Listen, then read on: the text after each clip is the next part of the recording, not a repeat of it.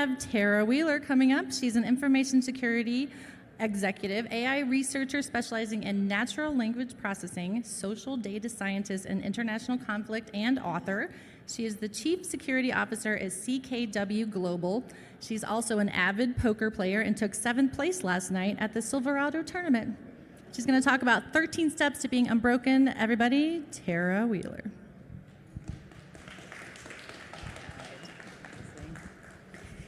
Good morning. How is everyone? Yeah, it's 2 o'clock in the afternoon, and I just realized that I said good morning, which should tell you a little bit about last night.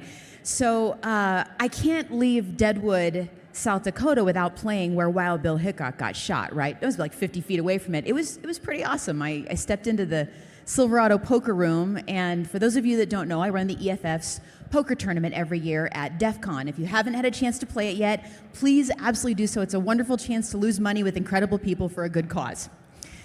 You're mostly not losing your money to me. So I've had a wonderful time in Deadwood, and I look around this town, which I'm happy to see is flourishing. I remember the first time I was here was 2017. I spoke at Wild West Hackin Fests 1, 2, and 3, and I don't think I've been back here since then. Deadwood is doing fine for small towns, and I've seen a lot of organizations, small towns, municipalities, counties, even states in the United States that are really struggling right now with cybersecurity. So I have some, as I kind of walk through some of the stuff that I've had a chance to do over the course of the last several years, I end up looking at things other people don't in cybersecurity, mostly around small businesses, small organizations, and the impact of what doing cybersecurity incident response is on critical infrastructure incident responders, mostly inside hospitals, water utilities, electric utilities, dams. And folks, the answer is not good. The results are not good. I look at a bunch of stuff other people don't see. How many people had a chance to read Harry Harrison's Stainless Steel Rat series? There's got to be a couple of OG nerds. There's one of my OG nerds right back there. This is a story about somebody who was a hacker on a lot of fundamental levels, but who lived in the cracks of society and who saw things other people didn't. I like to take that as a bit of a motto and a bit of a guide for how I think about things. So what's going on with small organizations? Like I said, the news is not good. What we're going to talk about is what's actually happening, how small organizations are coping, or frankly, how they're not, and what in the absolute hell do we do about it at this point, okay? First of all, what on earth is going on? What we have right now are underfunded, undersupported incident responders. Every single person in this room who is part of an active chain right now on at least one incident response, please raise your hands. Yeah, morning, afternoon, night, does it matter anymore? Where's the coffee and the bourbon, right? I get it, I'm here with you, and as somebody who's done small business incident response, it's exhausting. For those that are doing incident response inside your companies, that's tough. It's real tough doing it for an organization outside yours that you're trying to help, who often have absolutely no basis to understand what's happening to them, right? Here's the problem. It's not getting better. Who remembers May 12th, 2017?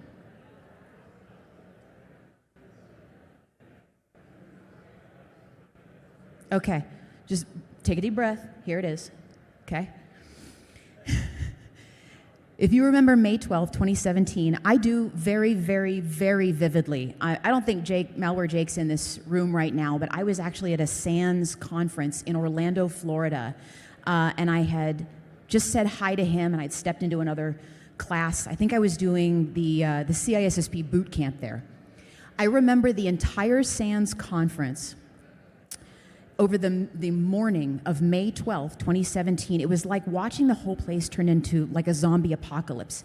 Everybody just sort of gradually pulled out laptops, and it was like watching everyone slide down a wall until they were gradually seated and they had a laptop in front of them. We remember it, I think, in this industry like we remember where we were in 2001, right? We remember what we were doing on May 12, 2017. I remember the disgusting ass purple and orange carpet on the floor of the Orlando Convention Center because I got like a butt rash from sitting on it for about 14 hours, I think, over the course of the day. Everybody did. It was dead silent at this conference. No one went back to their classes. By the time lunch happened, it was dead everywhere. And that was the version where I was busy advocating inside Symantec to help executives understand what was happening. Now imagine what was happening inside the national health system in the United Kingdom. I did a project in 2021. I went to the United Kingdom on January 3rd, 2021, to spend about 4.5 months looking at the mental health impacts of WannaCry incident responders at the National Health Service in the United Kingdom. In 2017, nearly every single hospital was shut down in the United Kingdom for at least 3 weeks. That included every kind of cancer treatment available. It's very difficult to say how many people died, but according to the actuarial experts, physicians, and incident responders I spoke to, a good estimate is that 300 people died as a direct result of not receiving chemotherapy because all of the hospitals were shut down. 13,500 appointments were canceled in the United Kingdom. And one of the really awful parts of this is that basically none of the incident responders inside the hospitals could get their leadership to understand what was happening inside their organizations, all right? When this hit, people had no idea what was happening. I did interviews with, at the best way I can tell, about 10 to 15% of all of the people who were direct technical incident responders to WannaCry in the NHS in the United Kingdom. And some of the things I heard from them are heartbreaking. I can't tell you now who any of these people are because I did the appropriate thing and destroyed the data, but I will tell you every single one of these is confirmed words I typed down, in some cases shaking while I was typing them down as I was listening to these people tell me these things, right? These folks are trying to figure out what to do. And how many of you remember Jake, malware Jake, putting out the information about what exactly the kill switch was and that you needed to turn your access to the internet back on again to download the kill switch, right? So that you had access to it and would stop the internal, yes. Every one of the NHS hospitals did not do so because they couldn't get authorization to turn their network access back on no matter what the good information was because none of their leadership understood what was happening. I remember one incident responder who told me that this was every single last bit of underinvestment. This was the moment that it all came home to roost. All right? Every one of these hospitals is fundamentally a small organization. They may have 1,000 doctors, but they don't have more than 20 to 30 technical people on staff, and maybe 3 of them are dedicated to cybersecurity inside these hospitals full-time. One CTO bought everybody pizza and left for the weekend. Every single person there slept under their desk for 90 straight hours. This one hits home. I didn't sleep for a week, and then I slept for a week. Who's done that one before? Yeah. That one hit hard. It's why we're facing burnout in small organizations in cybersecurity. It's why we're experiencing the problems that we're experiencing. It's one of the reasons why 4 years ago I started a company called Red Queen Dynamics to build a cybersecurity product that would help small organizations improve their cybersecurity process. I have bad news for you. About 4 months ago, I shut it down because Trump tariffs and the regulatory environment were in such chaos that the small business cybersecurity market fundamentally died. Most small businesses buy their security and IT, just like you would with a lawyer or HR, through an MSP or an MSSP. Many of us in this room out here know what those are. Many people in larger organizations have no idea what they are. That's a managed service provider or a managed security service provider. These organizations all of a sudden weren't getting any bills paid from any of their customers and couldn't afford it anymore. What does that lead to? You can't prevent it. You got small businesses that don't understand it, and then all of a sudden, we as incident responders are dealing with this profound sense of shame and occasionally substance abuse, right? This sense of shame that we can't save everybody is where I think a lot of the frustration in information security comes from. What is actually happening? You want to know the crazy part? In the United States, Proportionally per incident and proportionally per size of organization, funding for U.S. cybersecurity has decreased since WannaCry. Not increased, decreased. Did we all just catch that CISA just ceased funding CIS, the Center for Internet Security, right? This is mind-blowing to me. It's one of the most effective organizations for small to mid-sized businesses and small to mid-sized organizations and critical infrastructure in the country. What the hell is causing this in the regulatory climate?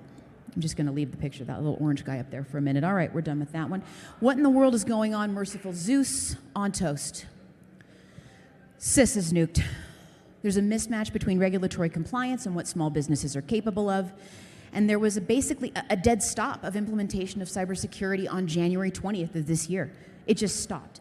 Threat actor capacity in this country massively outpaces the capacity of small businesses to handle it. The only thing that's genuinely saving most small businesses right now is they're so disorganized they don't pay their bills on time and can't pay ransomware on time. This is not an ideal situation for us all to be in. The regulatory environment right now matters so much because so many of these small businesses are the place where it's not just us, but our friends, families, colleagues, our lives are situated inside small organizations. And whether or not we're working at large organizations, you still have to spend your weekends helping your uncle whenever their Christmas tree farm gets popped, right? This is the problem, is that we're exhausted and tired handling it. I'm seeing that CISA has been massively cut. There's not a lot of public discussion of this one, but for those of us that know people inside CISA, their budget's gone. The work that was being done on software bill of materials has fundamentally ceased. Alan Friedman's not there any longer. Most of the work in critical infrastructure has been totally stopped. And thanks to a lot of political maneuvering, the only, I think, organization inside USG that was effective at helping small businesses is fundamentally gutted. So the people in this room, that's what we're left with. That's the problem.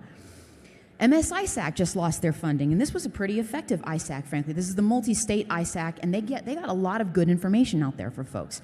A lot of these are now self-funded or being sponsored instead of government-funded. And what does it mean when you're being sponsored by a company instead of being funded centrally? Exactly the kinds of conflict of interest you think they are. We're seeing cyber funding cuts threatening Minnesota, all right?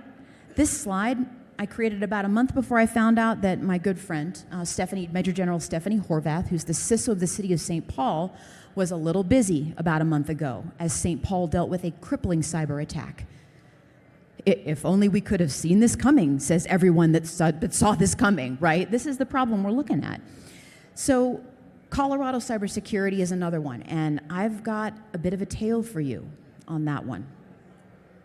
What we're finding out with the backlog of funding cuts, need for fixes, and the inability of these organizations to support themselves is there's just no one answering the phone call when it comes to small businesses experiencing threats. We're not seeing support for healthcare in this country, and we are ripe for a massive, massive confluence of healthcare issues, of critical infrastructure collapses, and for a total lack of understanding inside those organizations about the consequences of their cybersecurity choices. And that's because nobody's helping them. So, what's actually happening inside orgs? What are they doing right now specifically about it? First and foremost, they're pretty screwed. They are experiencing the same regulatory requirements as Fortune 500 companies, but they have basically no capacity to implement, and most of the ability that they had with CISA building out local support networks has been completely gutted. Why are they having the same regulatory requirements as Fortune 500 companies?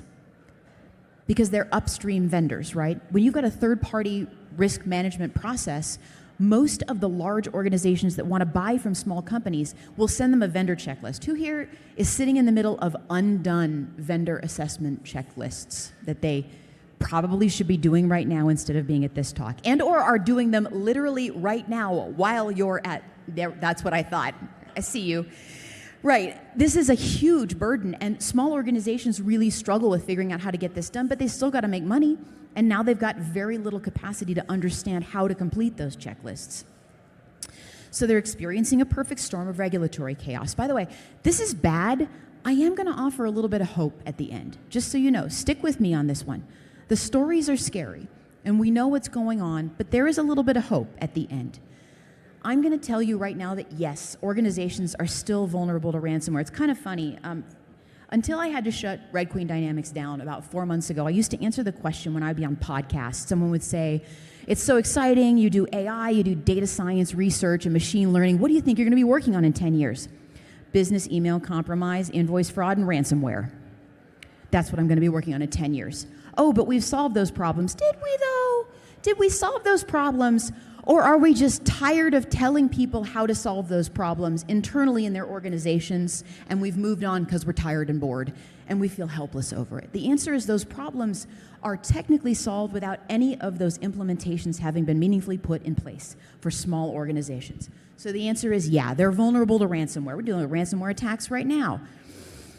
What's the difference in enterprise and small organizational cybersecurity? The budget that these small organizations have is tiny. It's ridiculous. And I want to actually thank Matt Lee over here in the front row, who's a wonderful friend and a deep emotional support from me as I dealt with all of the fun of small business cybersecurity. This is a glorious slide, and I fully frickin' stole it from him. So, okay, so given, it was a lot of fun doing RSA with you this year, man. So this is a wonderful way to put what our client budgets look like inside small organizations. And by the way, don't forget, critical infrastructure in this country is 10,000 small businesses in a trench coat. Most water utilities in this country have an average of 6 people on staff. Not 6 IT people, 6 people. And you are very, very lucky if Linda, the front desk operator, knows how to reset a password in M365. That is the sum total of the technical capacity inside most critical infrastructure in this country for water, all right? Power is at nearly the same state. For any of you that have done Nate Case's incident response classes, like the ones yesterday or earlier this morning, what's some of the first thing we try to get back online again in tabletop exercises with critical infrastructure? Power and water, right? Little hard to do when you're speaking to somebody in power and water, and you're starting with, I thought that was a coffee cup holder, all right? That's the place we find ourselves right now. Now, enterprise security assumptions involve corporate-owned and managed devices. Almost nowhere inside small businesses do you find appropriately managed devices, and risk management inside enterprise is how we decide to pay for things. I was actually in the elevator this morning with a woman walking by with a Starbucks cup, and I had my cup from the little place downstairs here. They make a damn fine oat milk latte over there. So I'm coming down the elevator with her, and she said, what are you here for? I said, I'm here for the conference. Are you here for the conference? And she said, oh, no, I'm over here visiting. I said, well, that's pretty cool. What do you do? She says, I own a coffee shop. I said, that's really awesome. She said, what conference is this? I said, it's cybersecurity. She says, oh, that's cool. We actually just canceled our cyber insurance. And I said, okay. Interesting choice. Bold, like a bold roast. That's a bold choice. Why did you do that? And she said, well, we just did it to save money. And I said, okay, yeah, no, I get it. What do you think you're going to save when it comes to cyber insurance for a small organization, right? If you can probably restore your systems or it's somebody else's problem and you essentially have no duty of care to the PII for people who are doing nothing more than buying a punch card, right, for your coffee shop, why wouldn't you save money on cyber insurance? That's because this is a collective action problem. And this is the issue we're looking at with small business as well, too. They mostly don't do anything about cybersecurity. To cancel cyber insurance on a coffee shop, I don't hate it, honestly, right? What does she probably need to be spending her money on? Shrinkage, loss prevention, employee training, making sure nobody burns themselves on the coffee, right? And that's how you end up with this. The glorious queen-like, goddess-like Empress Wendy Nather gave us the cybersecurity poverty line. 99% of organizations in this country cannot afford and cannot cope with the concepts of the cybersecurity poverty line, the idea of budget, expertise, capability, and influence. They have no ability to execute on these 4 elements of ensuring that security just takes inside an organization, right? Everybody say thanks to Wendy Nather. Hi, Queen. How lack of cybersecurity training. Yeah, who wants to do more training for small business organizations? I mean, those of us that have a spiritual vocation for it, pretty much at this point, we're pretty tired, I think, on this one. And yet, what we're seeing is that small businesses are being dramatically farmed by APTs. When you have a small business that experiences a ransomware attack, it was, I think, 3 years ago, the average charge in a ransomware attack was $500 of Bitcoin. You were really lucky in a small business if you found anybody who even understood how to operate a crypto wallet such that you could transfer the money to the criminal holding you up, right? 2 years ago, that average cost went up to $1,000 in Bitcoin. Does anybody in the room know why the price went from $500 to $1,000 on average? Inflation.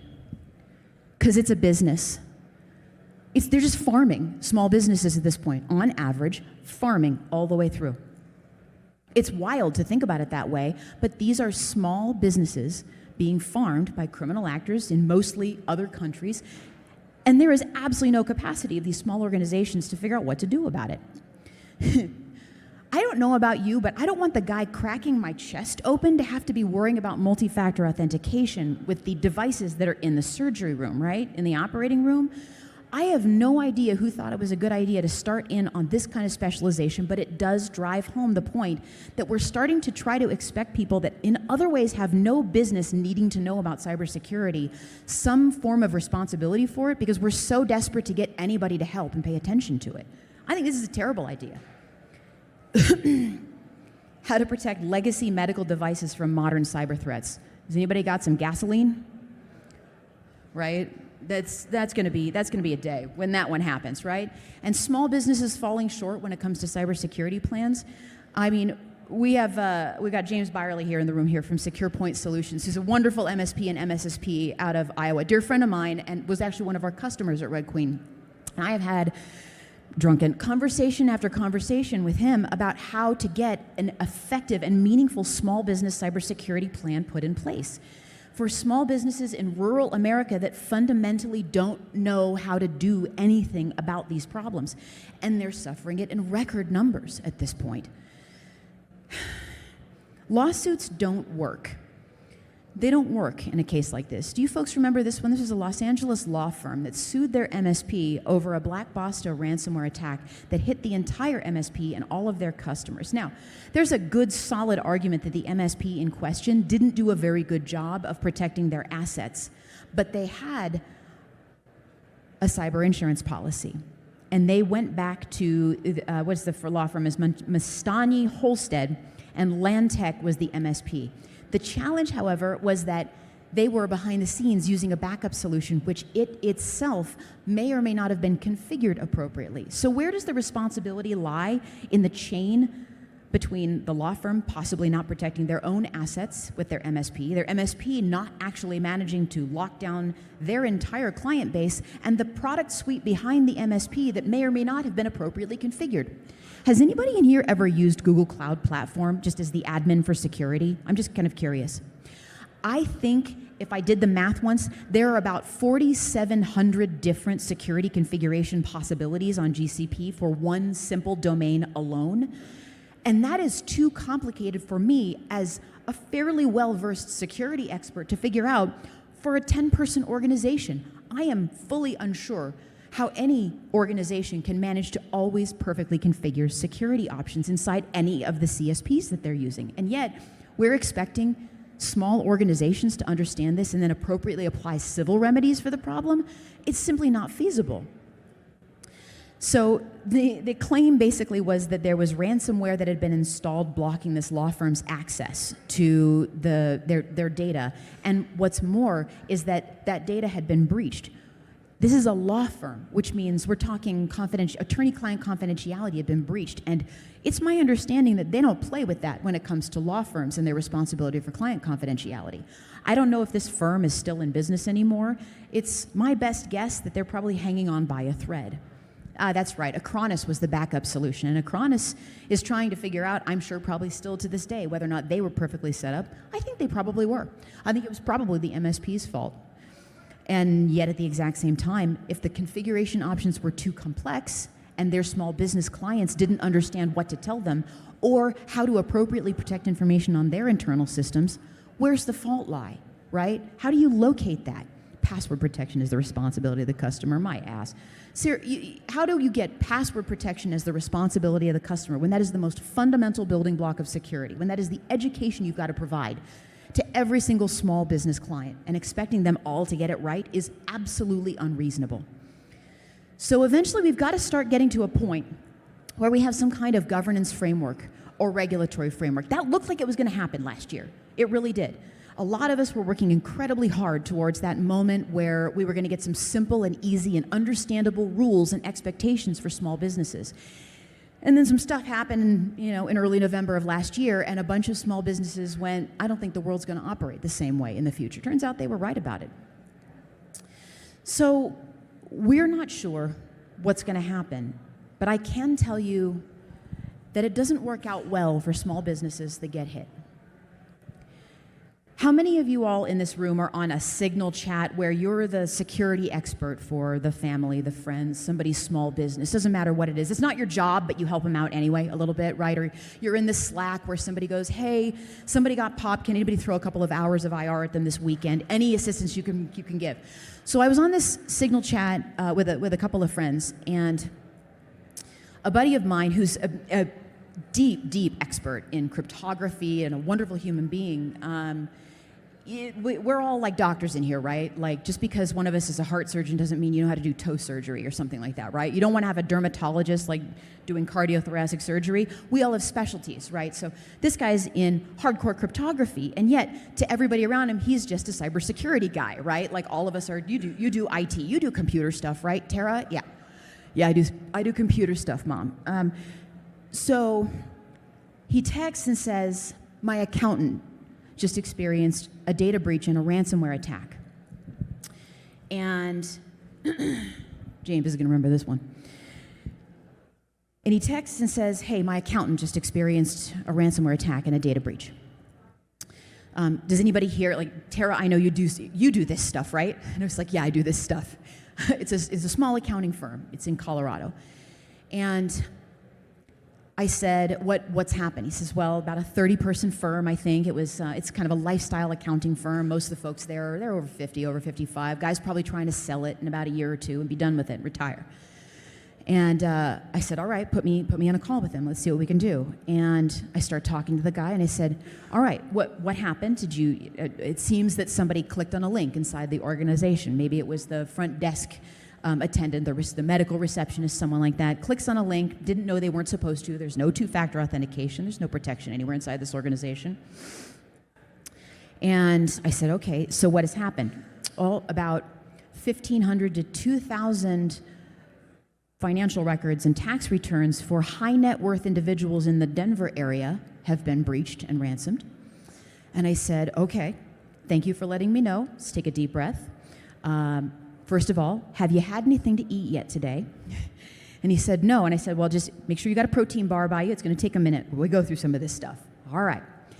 Tell me when it happened. All right. Now let's look at this. Who have you been told to go talk to? Oh, I didn't really know anything yet. So the first thing I did was I reported it. And I said, who did you report it to? And he said, well, the police department. And I said, okay. Thank you for doing that. What did they tell you? And the accountant said that they needed to know who the person was that had attacked me, or they couldn't file a police report. And I think many of us in this room have had that experience before, where law enforcement will need to know the name and jurisdiction in which the person attacking you is located before they'll even accept a report. Otherwise, it just pumps their numbers and they can't do anything about it, right? They'll tell you not to file it.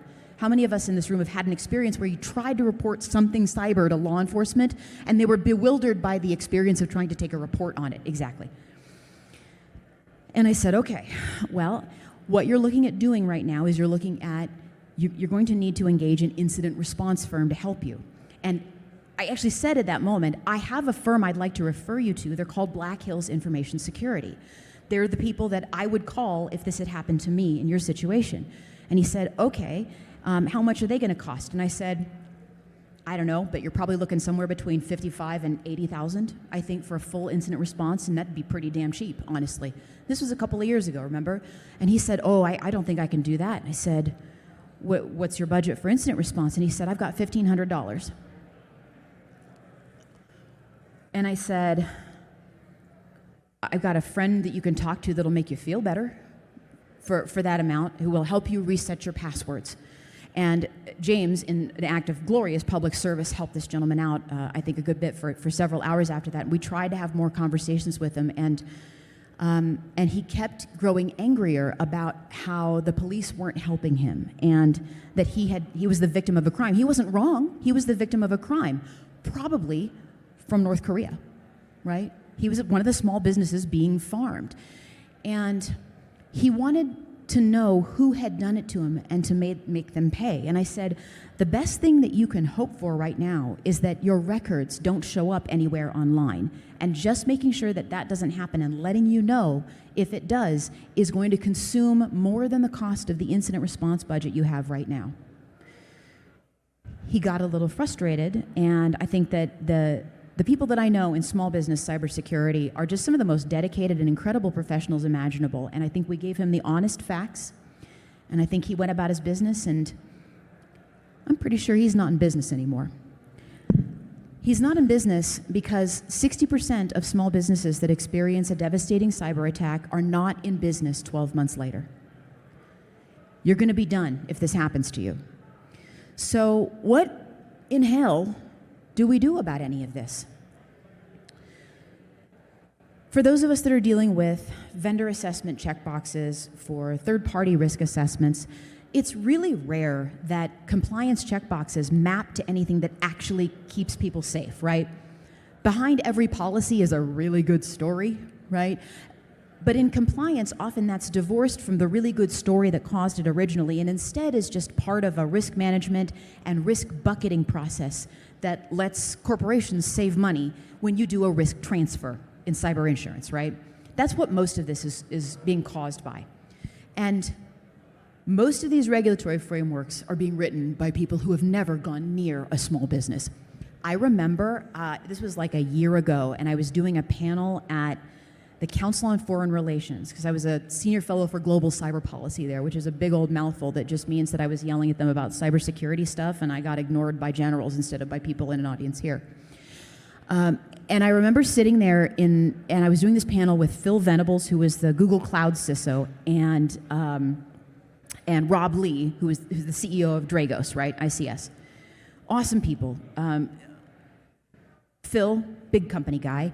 Rob, super gets ICS, larger clients, right? And I'm sitting there as somebody who's been an executive at Symantec, at Splunk, at large organizations, Microsoft, and I was the representative from the small business world, which should tell you something about the lack of this perspective in Washington, D.C. I had no business being there as the small business representative. And I've had this conversation with Matt, with others in this world, where the ability to translate what's going on in this world is almost more valuable than having come from it, because they're so unfamiliar with it in Washington, D.C. And I was talking about how you can't expect third-party suppliers to Google, who are 20-person firms providing third-party logistics, trucks, transports, whatever, to adhere to ISO 27000 series. What the hell are you thinking? You ask a small moving company in Illinois to give you a SOC 2 Type 2, and you expect that this is going to be something remotely reasonable for these small organizations. So I'm sitting there, and I swear to God, I will never forget the moment that a retired and bespectacled rear admiral in the back of the room says, so it sounds like the problem is that these small businesses are having a really hard time adhering to the current compliance frameworks. So what I think we should do is we should create a whole new compliance framework for just the small businesses. I picked up my coffee mug. You know what happens when you try to create a meta compliance framework from 14 compliance frameworks? How many compliance frameworks do you end up with? 15, there you go. Well, probably 17 by the time you're done, right? You discover some new flaws. And that's the reason this is such an interesting challenge, because it's difficult for these organizations and large company folk to understand the challenges inside these small businesses. It's really hard to translate this into something that works for security for small organizations and critical infrastructure. So don't install a screen door on a submarine. Don't wait for government help on this one, okay? Here's what I'm going to tell you is going to actually matter. And while I am incredibly sad about what happened to Red Queen, I will tell you that what we did manage to discover was something incredibly useful for those of you that deal with small businesses, or anyone here who's going to go home to your family over the holidays and have to set up a bunch of shit in the front room, okay? So this is hard work. There's not going to be a substitute for it. Inside any small business, just implement NIST CSF. Get the hell out of here, right? That's not going to happen.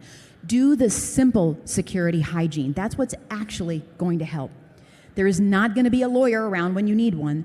So these, out of every single one of the compliance frameworks that I and an incredible team distilled down into what actually matters, these are the 13 things you can do that actually matter. By the way, 13 was a song that was co-written by Glenn Danzig and Johnny Cash in 1994, and I highly advise that you go take a listen to it. Also, 13 Steps to Go is a line from a Johnny Cash song called Kate. I think it was the early 90s as well, too. It's a beautiful one.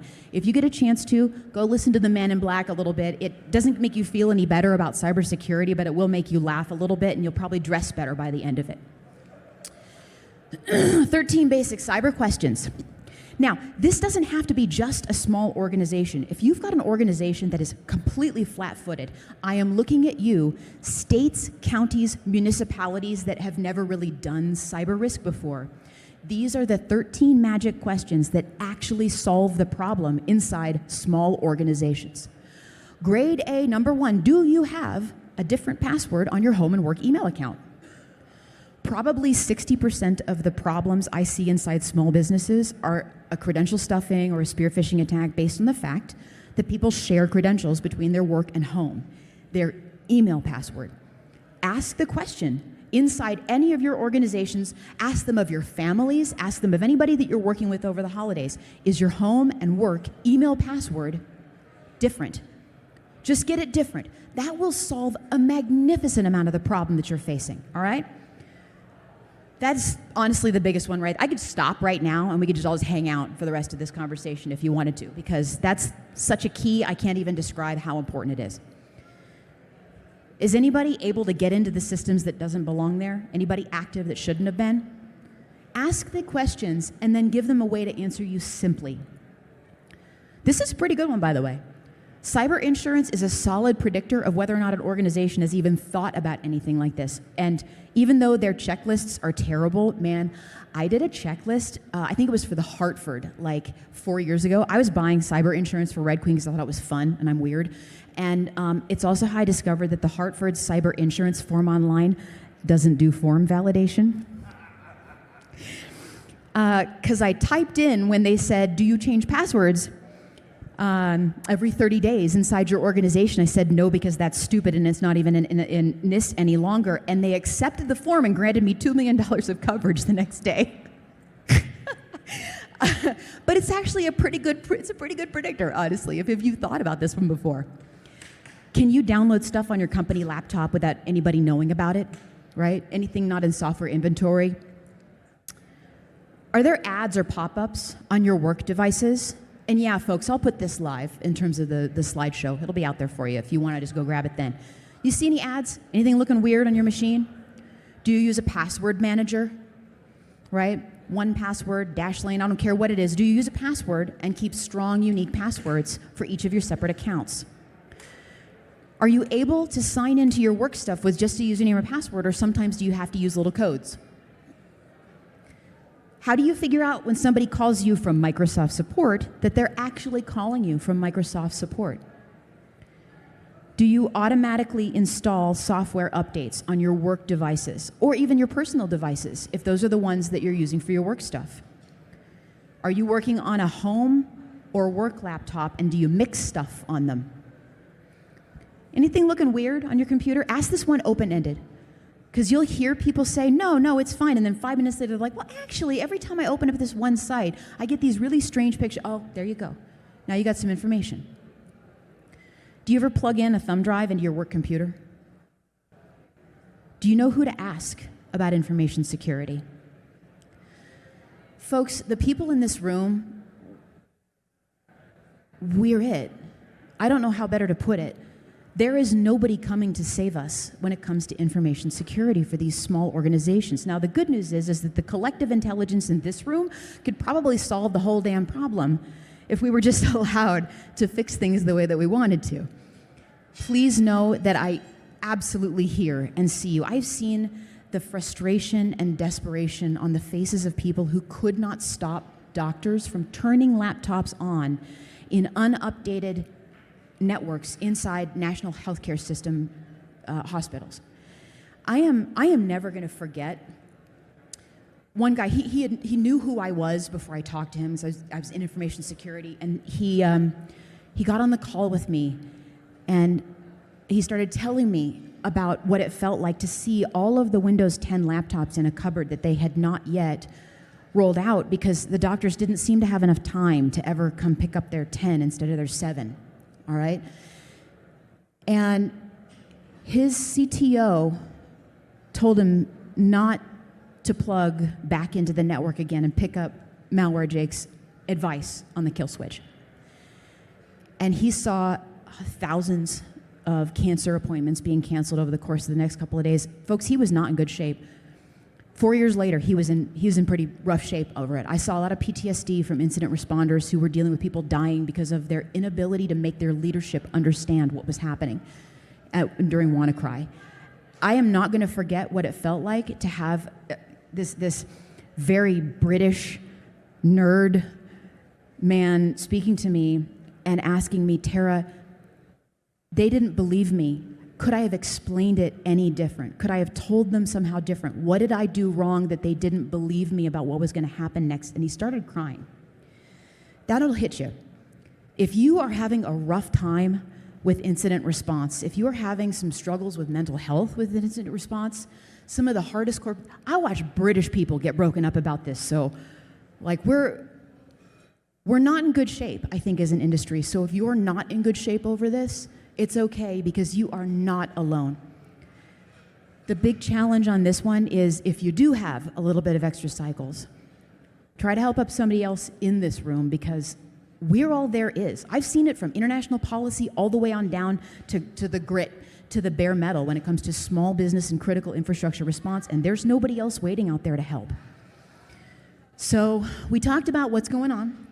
We talked about how small businesses are coping, and we talked about what do we do about it. Those 13 questions, empirically, I have seen them make probably about 97% of the gaps inside small business close, to the point that none of those organizations are the slowest gazelles at the watering hole anymore. That matters a lot, all right? I'm gonna take some Q&A for a second right now, but more than anything else, folks, you are not alone on this one, all right? That's how we protect small businesses. Thank you so much.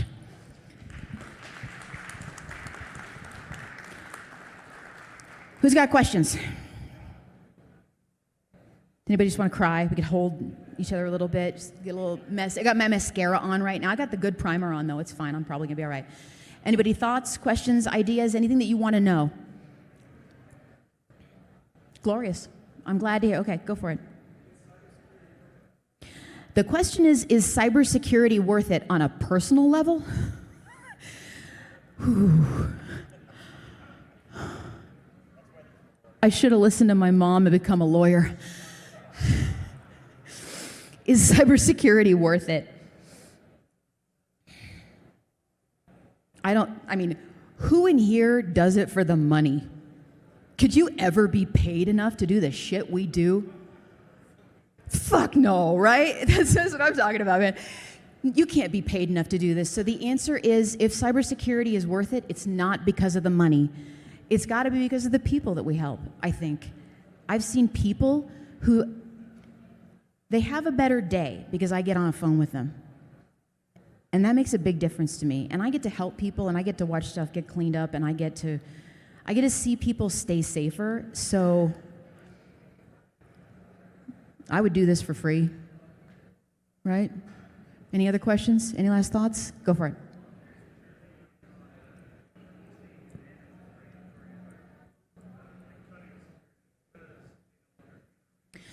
That's a good question. What's the opinion on the fact that many organizations are cutting security because the regulatory environment has collapsed and they can't get caught anymore?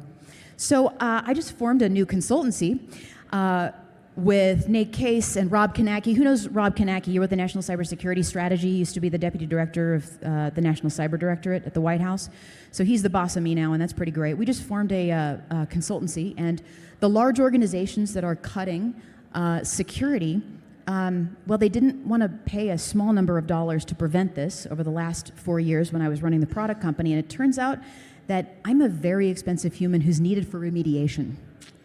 So if you don't want to pay for security to prevent, you're going to pay for security to remediate is the answer. And you get to choose when and how that happens. And I will tell you how to write a beautiful PR response where your security and your privacy are very important to us, but I'd really rather that we prevent it than remediate it. All right? I am a damn fine incident responder, but I'd really rather not, right? I'm good at cleaning up messes, but I'd rather have stopped them from happening to begin with. Any other questions? Yes.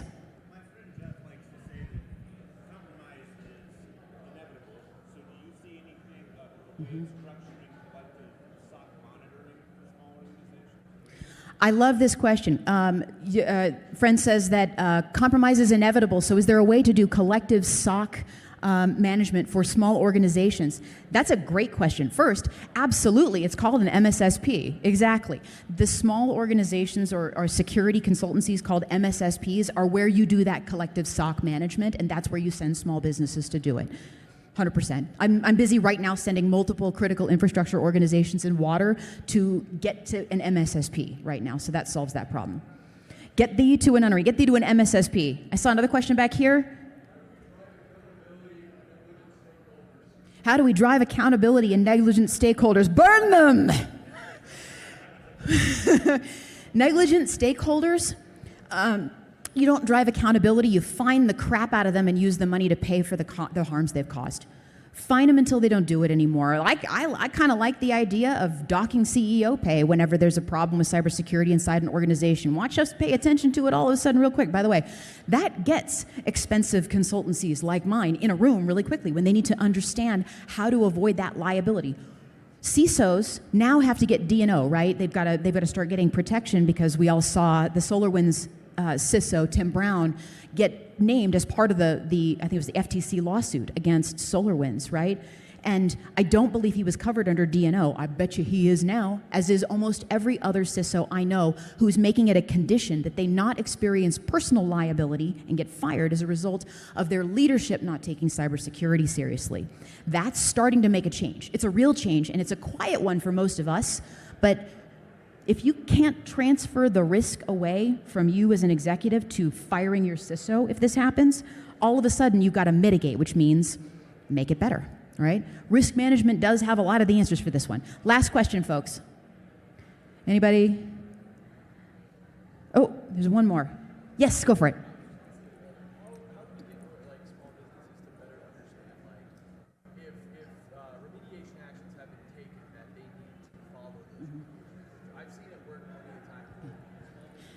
Gotcha. Small businesses, how do you get them to follow the remediation steps? How do you get them to understand what they need to do about cybersecurity and actually do it even after an incident has happened? It's our job and the job of their MSP or MSSP to do that. And at least part of the reason for that, I think, is I don't want to be a lawyer, no matter how hard mom and dad tried. I don't want to be a lawyer. I don't want to be a truck driver. I'm sure I don't want to be a waitress anymore. I don't want to do any of the jobs I see inside the small businesses that I help as a cybersecurity expert, and I respect their expertise and their capacity at what they do. I don't want to be a dentist. I sure protect a lot of dentists' offices, but I don't want to do that. Respecting the expertise that exists inside these small businesses while providing our expertise and telling them, you're telling me I got to floss, I'm telling you, change your password. Just believe me. I believe you. I don't see any damn benefit from flossing, but you're telling me long term it's going to matter. Okay, I'll believe you on that one, right? And if you can phrase it in that way, It's not explaining how cybersecurity works to them. It's finding them something that they can connect to. If you're protecting a dentist's office, tell them, can I quit flossing if you quit MFA? And all of a sudden, it starts to make a little bit more sense to them. Use analogies and use their skill set. Use their expertise, and that is what speaks to them, all right? Meet them where they live with some respect for their expertise and the fact that we're all in a society here and we need them as much as they need us. This is a complicated, difficult, exhausting field. Support each other. Thank you so very much, folks. It's been a real pleasure to be with you. Thanks for now.